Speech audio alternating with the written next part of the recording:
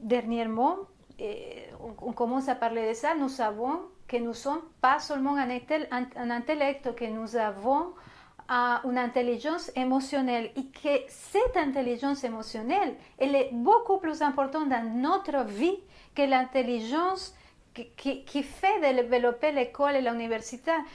Quand les compétences que nous avons besoin plus souvent dans notre vie, c'est des compétences émotionnelles. Et même dans notre travail, même dans la vie de tous les jours, ces compétences sont extrêmement nécessaires.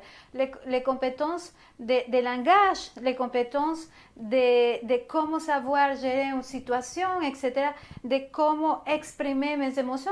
Et ça, il n'y a pas de place, en fait, dans l'école pour ces gens, pour cette partie de nous, pour cette grande partie de nous. Et c'est comme ça que peu à peu, on se coupe des émotions. Et je trouve parfois des clients qui viennent à moi avec de vraies tragédies. Ils ne sont pas capables de ressentir, ils sont comme des robots, aucune émotion. Et la pire, c'est qu'ils ne sont même pas capables de ressentir l'amour. Si je comprends bien, quand on se prive, on se coupe des émotions qu'on considère négatives, on risque de se couper des émotions positives qui nous nourriraient. Tout est possible. Hein?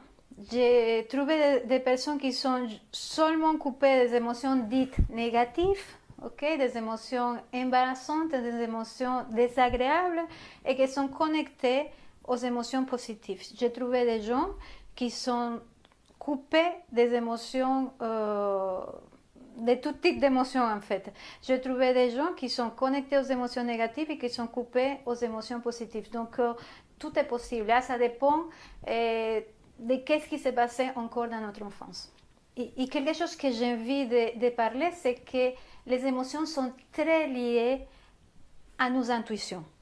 En fait, il y a trois centres pour moi, trois centres intuitifs, le centre du bas, ce centre ici où on va ressentir des émotions d'une manière brute, si vous voulez, le centre où sont l'apport, les émotions qui sont très connectées à la terre. Il y a le centre du cœur.